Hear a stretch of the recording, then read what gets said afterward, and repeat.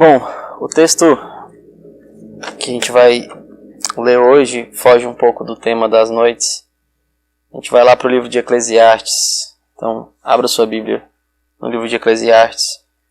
Eu vou ler os 11 primeiros versículos do primeiro capítulo. É um livro magnífico. Eu gosto muito desse texto. Eu queria compartilhar com os irmãos. Eclesiastes 1, de 1 a 11.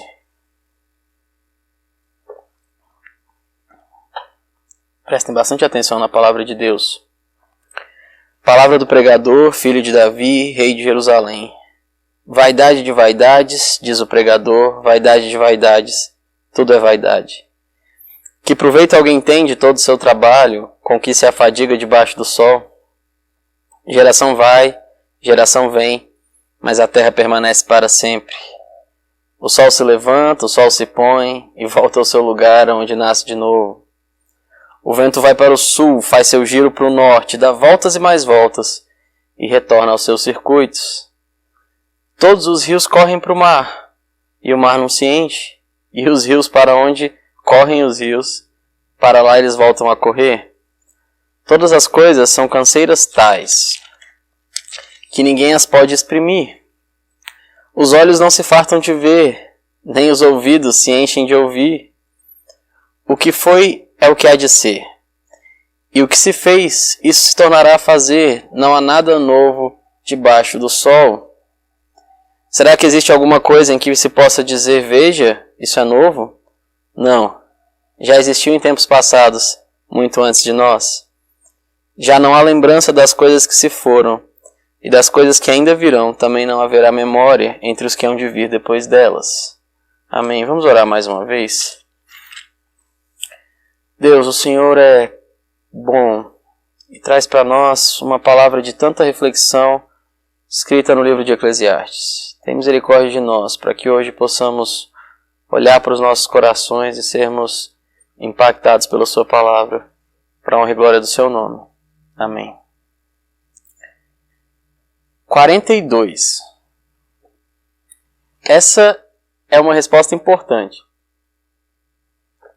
42 é a resposta para a pergunta: qual o sentido da vida, do universo e de tudo mais? Pelo menos segundo o livro do Guia do Mochileiro das Galáxias.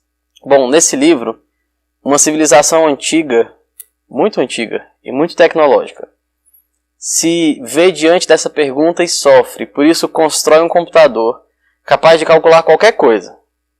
Então, coloca para o computador calcular qual o significado da vida, do universo e de tudo mais. O problema é que o computador gastaria milhares de anos para conseguir fazer esse cálculo, e então a civilização desaparece antes disso. Mas o livro conta que finalmente, quando o cálculo está pronto, a resposta é 42. Essa é uma conclusão de um supercomputador. Mas se você pudesse perguntar para o homem mais sábio que já existiu, cuja sabedoria foi dada pelo próprio Deus, um homem que viveu muito e que aproveitou de tudo na vida, se você pudesse fazer essa pergunta para ele, se você pudesse ler um texto que alguém assim tenha escrito depois de refletir sobre o significado da vida, do universo e tudo mais, esse é o livro de Eclesiastes. O livro de Eclesiastes é escrito por Salomão, filho de Davi, rei de Jerusalém. Salomão é dito o homem mais sábio do mundo. Isso porque, bem no comecinho do seu reinado, ele teve a oportunidade de pedir para Deus qualquer coisa que ele quisesse. E Deus deixou que ele pedisse o que viesse ao seu coração. E ele decide pedir sabedoria. Ele diz que vai governar o povo de Deus e precisa de sabedoria. Deus se alegra tanto da resposta de Salomão que não só concede, dá sabedoria a ele, mas Deus dá tudo o que ele podia pedir. Dá dinheiro, dá vitória, dá poder, dá um reino de paz. Então Salomão é o rei que reina sobre o Israel maior, mais rico, mais poderoso. Mas então Salomão se afasta de Deus. Salomão resolve experimentar coisas no mundo e buscar resposta para essa pergunta em várias coisas. Ele busca dinheiro e se enriquece. Se torna muito rico, passa a esbanjar esse dinheiro. Ele busca em mulheres, se casa 300 vezes, tem 700 concubinas, 1000 mulheres. Busca na ciência, estuda e analisa o mundo. Busca na arte, nas construções, tenta deixar um legado, construindo obras maravilhosas. Não só o templo que Deus permitiu que ele construísse, mas palácios e mais palácios. Enfim, Salomão experimenta de tudo. No fim da sua vida, Salomão escreve esse livro, o livro de Eclesiastes. Um livro para contar que conclusão que ele chegou depois de refletir sobre tudo isso na vida. Eu queria que a gente pensasse sobre isso. Afinal, qual é o sentido da vida? Eu queria usar duas expressões nesse texto para responder. A primeira, olha como o versículo 2 fala. Vaidade de vaidades, diz o pregador, vaidade de vaidades, tudo é vaidade. Vaidade é uma palavra que é traduzida do hebraico. No hebraico é Habel, para quem se interessa. É uma palavra que tem um significado difícil de pegar com a palavra. E eles traduzem aqui por vaidade, mas às vezes é difícil da gente entender o que essa vaidade significa. Então vamos em outros textos que essa mesma palavra é usada. Por exemplo, Lamentações 4:17, quando Jeremias diz que é inútil, é em vão olhar para e buscar, orar para outros deuses, buscando ajuda. Quando fala de em vão, está usando essa palavra. Então, vaidade é no sentido de ser em vão, de não ter firmeza, de não ter significado. Isaías 57:13, ele fala que Deus vai vingar as nações e com um sopro vai derrubar tudo. E esse sopro é a mesma palavra. Então, essa palavra que está traduzida como vaidade é uma palavra que tem a ver com vapor, com fumaça, com sopro. Algo que se dissipa fácil, que não tem valor, que não tem firmeza. E o que o pregador aqui, Salomão, depois de refletir muito, tem dito, tem pensado, é que tudo é assim. Tudo é como fumaça.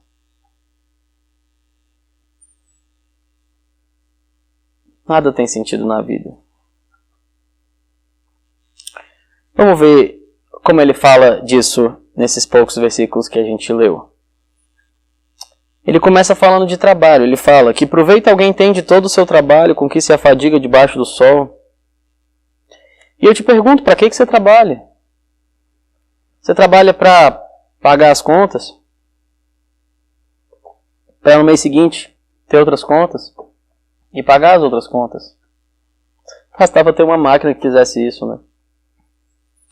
Não, você trabalha para deixar um legado. Você quer fazer o melhor possível no seu trabalho e assim mudar lá a forma como a empresa ou o governo onde você trabalha funciona.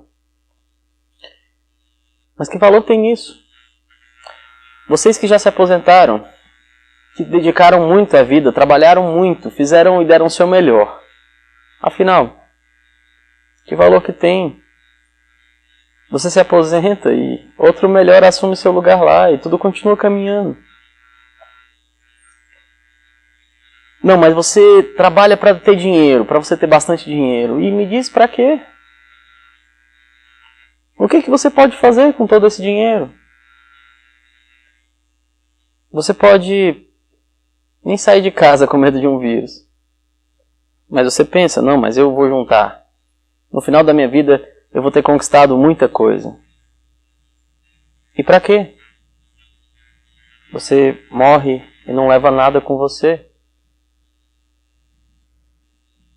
Veja, o versículo 4 ele fala sobre como as gerações vão passando. Ele diz, geração vai, geração vem, a terra permanece para sempre. Ele olha para a história do mundo. Agora não só na sua vida, mas na história do mundo. E ele fala, olha, vem geração, vem a outra, mas a terra está aí. O que está de diferente? Você realmente acha que impactou esse mundo? Que diferença faz? Afinal, a terra está aí. e vai continuar. E é a mesma. Às vezes a gente até tem uma sensação de movimento, sabe? De que as coisas estão mudando. Por exemplo, quando Brasília foi construída, você pega aquelas fotos sem nada. E de repente, alguns anos mais tarde, tem uma cidade. Parece que o mundo está se transformando muito rápido. Mas olhe para as coisas que Salomão olha quando ele fala: o sol se levanta, o sol se põe e volta ao seu lugar onde nasce de novo. O vento vai para o sul, faz seu giro para o norte, dá voltas e mais voltas e retorna aos seus circuitos. Todos os rios correm para o mar não se enche. Os rios para onde, o lugar para onde correm os rios, para lá eles voltam a correr. Se você olha para algo pequeno, passageiro, como uma cidade, hoje ela pode existir, amanhã pode não existir, parece que está mudando. Mas quando você olha para a Terra, no geral, o Sol nasce para você do jeito que ele nascia há 2000 anos atrás. As coisas continuam do mesmo jeito. O mar está lá. E por mais que diga que está mais cheio, que está subindo o nível, mas está lá. Funciona mais ou menos do mesmo jeito. As coisas não têm mudado muito. Ele continua: todas as coisas são canseiras tais que ninguém as pode exprimir. Os olhos não se fartam de ver, nem os ouvidos de ouvir. Você nunca viu o suficiente, você nunca ouviu o suficiente. Não é assim? Afinal, quando você coloca metas na sua vida e você diz: olha, quando eu conseguir construir minha casa, o que acontece quando você termina de construir a casa? Você precisa de outra meta, né? Você precisa achar outro objetivo. Se você fala: não, quando eu tiver R$1.000 na minha conta, aí sim. No dia que você tiver R$1.000, você quer 2.000. Você precisa de mais alguma coisa. Você fala: não, quando eu tiver filho, quando os meus filhos estiverem criados, quando... Sabe? A vida é assim. Você criança torce para ser adolescente, ter mais liberdade. Adolescente torce para ser adulto, dirigir. Adulto torce para ter um emprego, que torce para aposentar, que torce para ser criança de novo. E a gente vive nesse ciclo para sempre. Quando é que vai estar bom? Quando é que isso resolve? Olha o versículo 10. 9 e 10.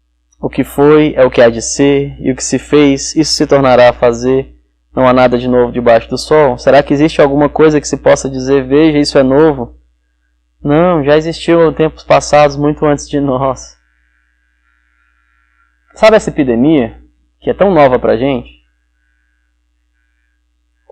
Digita no Google aí, quantas vezes o mundo já viu epidemias. E mesmo que você tente argumentar que existem coisas muito novas, agora na epidemia você pode assistir pelo seu computador o sermão que você não podia antes. Mas na verdade, o ser humano continua o mesmo. A gente continua fazendo as mesmas coisas. A tecnologia só mudou um pouco as formas de a gente fazer isso, né? Por exemplo, antes a pessoa mentia por carta, agora você mente por WhatsApp. Mas você ainda mente, né? Antes você usava de cartas, de sair para se distrair e não cumprir seu dever como marido e como pai. Mas agora você faz isso na frente do videogame. A gente está nesse mundo preso, nesse ciclo que nunca muda. Se a tecnologia possibilita a gente a pensar numa vacina em meses, a tecnologia também possibilitou que muito mais rápido esse vírus fosse para o mundo todo. E aí você pode dizer: não, mas eu sei o que é, eu sei o que vale. É deixar um legado. vale a pena você trabalhar e você se dedicar nessa vida para deixar um legado para trás. Eu vou ser um ótimo pai, meus filhos jamais vão me esquecer, e eu vou ser um padrão para minha família. Isso pode ser verdade, mas você lembra o nome dos seus bisavós, dos seus tataravós? Sabe se eram dedicados no trabalho? Sabe se eram bons pais? O problema é porque a gente esquece. Olha o versículo 11. Já não há lembrança das coisas que se foram e das coisas que ainda virão. Também não haverá memória entre os que hão de vir depois delas. Lá nos Estados Unidos estão lá derrubando estátuas. Gente que de alguma forma defendia escravidão ou algo assim. E são legados que eles achavam que estava seguro, que tinham feito o suficiente. Mas não está. Será que o legado vale a pena? Não, é a mesma coisa. Continua a mesma coisa. Sabe, eu vejo esse texto e eu imagino como lavar a louça. Para mim não existe trabalho mais ingrato, mais chato e desmotivante do que arrumar a casa. Porque, veja, quando sou professor, eu vejo meus alunos crescerem, sabe? Eu passo lá um ano me dedicando para tentar ensinar para eles. E no ano seguinte eu vejo eles um pouquinho maior e já conseguindo saber aquelas coisas que eu passei um ano tentando ensinar. Você faz isso por alguns anos, você vê crianças bem pequenininhas crescendo e se tornando adultos. Em muitas profissões a gente tem essa possibilidade de ver coisas sendo concluídas e poder ver progresso. Mas você já viu como é quando você lava a louça? Você chega e tem aquela pilha de louça para lavar e você pensa, olha, eu vou lavar essa louça, eu vou fazer direitinho. Você troca de roupa, se prepara, pega uma bucha nova, dedica e lava perfeitamente. Termina de lavar, guarda tudo. Você pode passar a tarde na cozinha e arrumar a cozinha perfeitamente, está brilhando. Assim que você termina, dá fome. E você precisa sujar uma louça, sujar sua cozinha e comer. Sabe, você está preso nesse ciclo de que você não vê progresso. Quando você termina de fazer e acha que fez algo maravilhoso, você está sujando de novo. E é assim que é a vida aqui. E é isso que Salomão fala durante todo o livro de Eclesiastes. Ele vai analisando parte a parte toda a vida, todos os aspectos da vida, tudo, e chega a essa conclusão de que é tudo assim. Nada vale. Nada tem significado.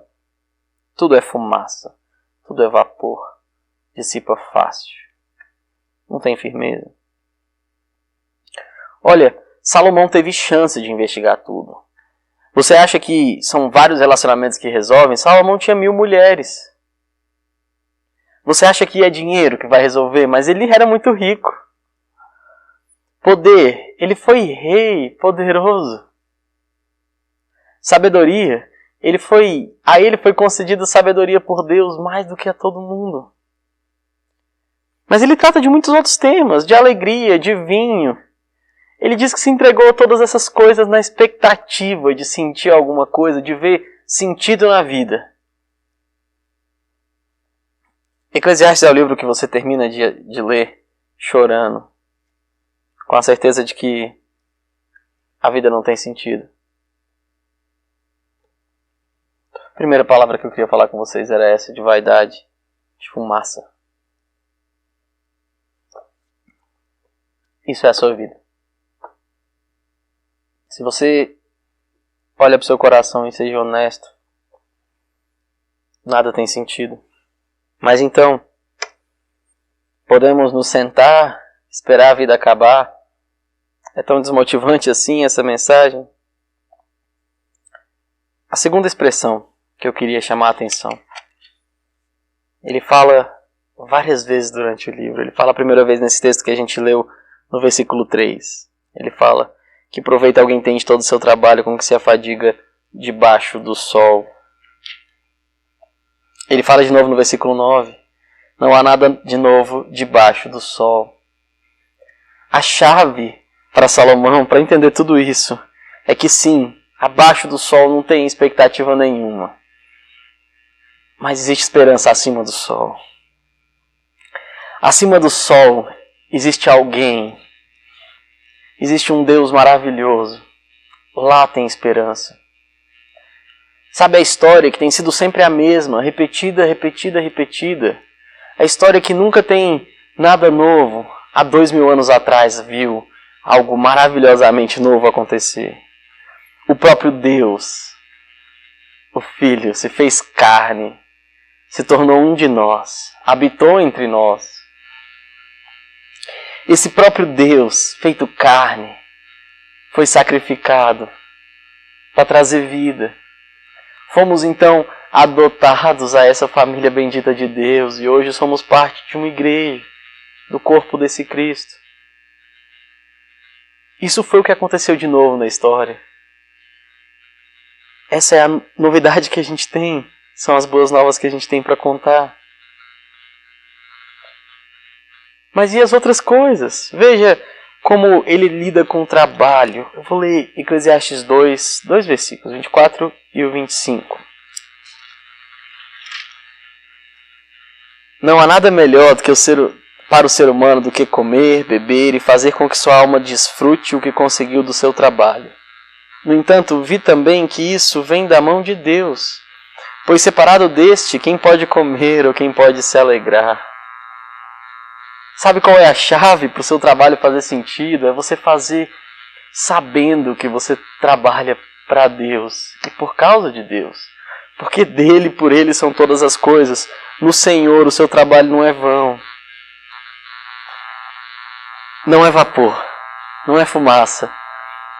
E mesmo a alegria que você tem de chegar do trabalho, de poder aproveitar do descanso, isso é para se lembrar de Deus. Veja, o trabalho te leva a reconhecer que é Deus que te dá tudo isso. Que você precisa dele. Mas o descanso te faz adorá-lo, porque é maravilhoso te prover esse tipo de coisa. Você trabalha e no domingo você para de trabalhar e dedica a Deus, ao descanso com a sua família. E você faz isso lembrando que Deus é maravilhoso. De que Deus cuida de você. Só existe solução, só existe qualquer vantagem, qualquer alegria acima do sol.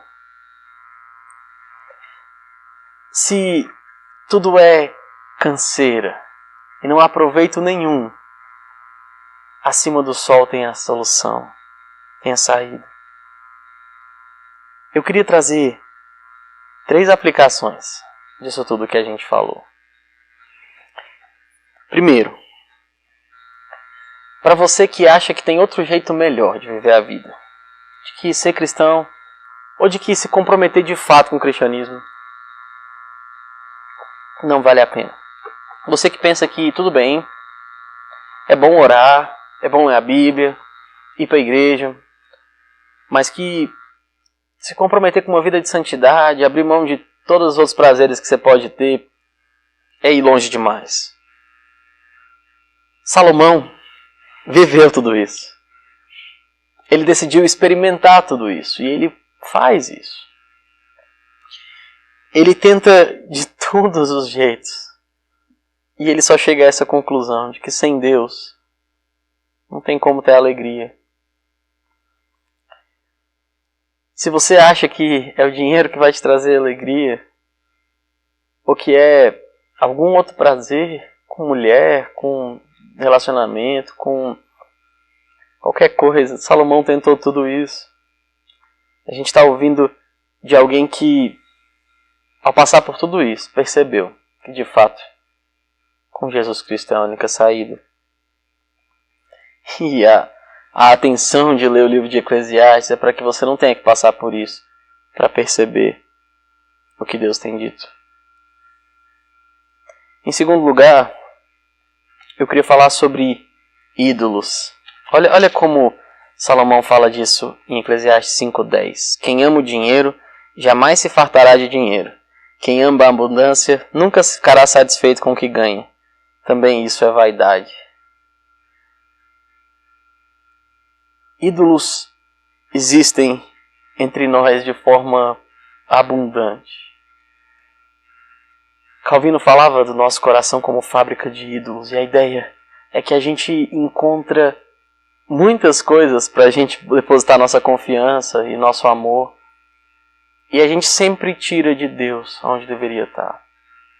Isso é verdade em tantos lugares.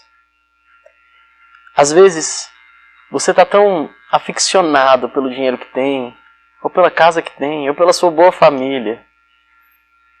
Talvez é pela igreja, pela sua posição aqui, pelo que você pode fazer. Talvez é pela sua inteligência, pelo que você já conseguiu estudar.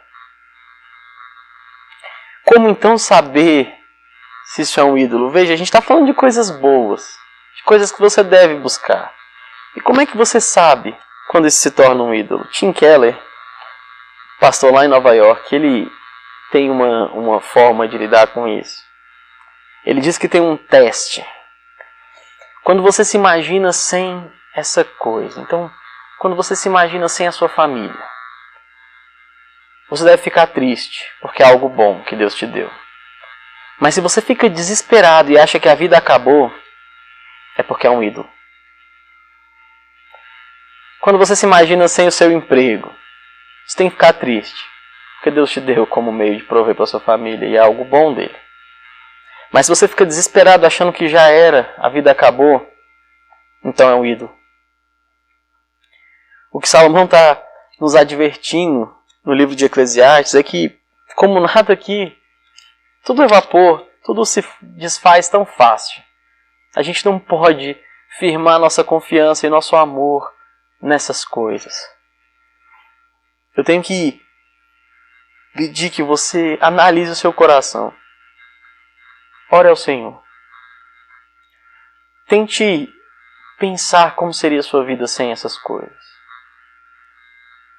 É triste perder qualquer uma delas, mas é Deus a única segurança que você pode ter. Lembra da vida de Jó? Quão rápido ele perdeu toda a sua fortuna?